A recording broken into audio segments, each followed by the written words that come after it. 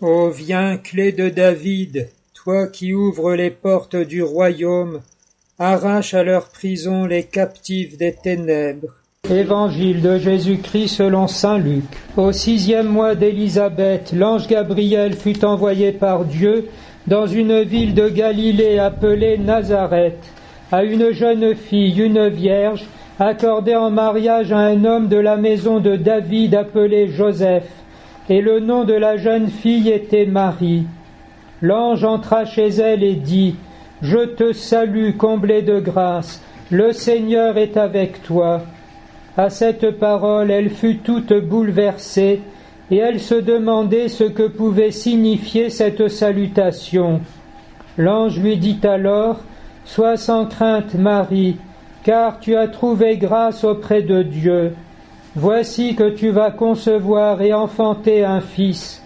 Tu lui donneras le nom de Jésus. Il sera grand, il sera appelé Fils du Très-Haut. Le Seigneur Dieu lui donnera le trône de David son père. Il régnera pour toujours sur la maison de Jacob, et son règne n'aura pas de fin. » Marie dit à l'ange : « Comment cela va-t-il se faire, puisque je suis vierge ? » L'ange lui répondit : « L'Esprit Saint viendra sur toi, et la puissance du Très-Haut te prendra sous son ombre. C'est pourquoi celui qui va naître sera saint, et il sera appelé Fils de Dieu. Et voici qu'Élisabeth, ta cousine, a conçu, elle aussi, un fils dans sa vieillesse, et elle en est à son 6e mois, alors qu'on l'appelait la femme stérile, car rien n'est impossible à Dieu. » Marie dit alors : « Voici la servante du Seigneur, que tout se passe pour moi selon ta parole. » Alors l'ange la quitta. Alors que nous sommes un peu à mi-chemin entre l'Avent et Noël, d'une part parce que ce sont les messes privilégiées de la semaine préparatoire à Noël, comme on l'appelle de façon un peu simple, la liturgie de ces quelques jours avant Noël, mais aussi parce que c'est dans l'hôpital le jour du repas amélioré, ce qui nous reste de la solennité de la nativité de notre Seigneur Jésus-Christ. Pourquoi nous avons employé la couleur blanche tout en gardant les oraisons et les lectures de la messe du 20 décembre. Mais providentiellement, ce jour-là, justement, le Seigneur, dans sa bonté, nous fait entendre l'Annonciation, de sorte qu'en regardant la Vierge Marie, surtout après que l'Évangile a été lu, nous comprenons que Jésus est là.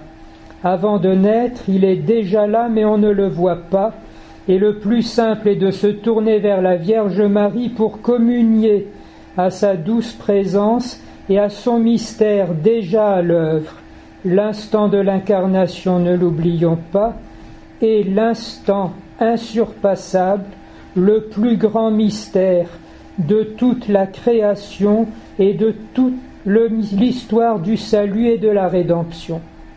Tout est absolument là, tout ce qui va suivre ne va faire que le dérouler.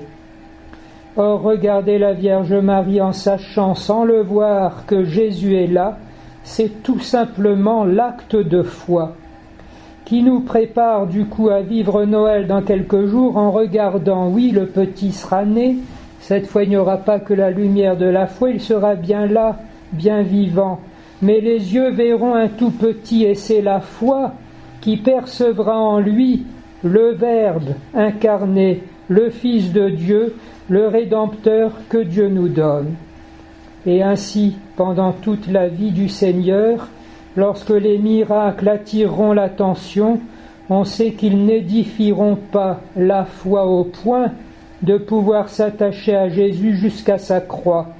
Et là encore, au pied de sa croix, la Vierge Marie sera là pour soutenir le même acte de foi en cet homme qui meurt au milieu des scélérats. C'est Dieu qui donne sa vie pour sauver le genre humain. Il en est de même dans nos propres existences, et puisque nous sommes dans le monde de la santé, c'est encore la foi qui nous fait regarder les épreuves en sachant qu'au-delà des apparences d'un abandon, c'est en réalité une proximité plus familière encore avec le vrai Dieu et avec Jésus qui attire ici, au cœur de son mystère, ceux qu'il aime d'un amour de prédilection. C'est donc l'acte de foi qui est pour nous la plus grande chose tant que nous sommes ici-bas, mais le plus admirable n'est pas que nous croyions, c'est bien qu'il y ait quelque chose à croire et que le Seigneur soit venu effectivement, qu'il vienne continuellement et qu'il viendra sûrement.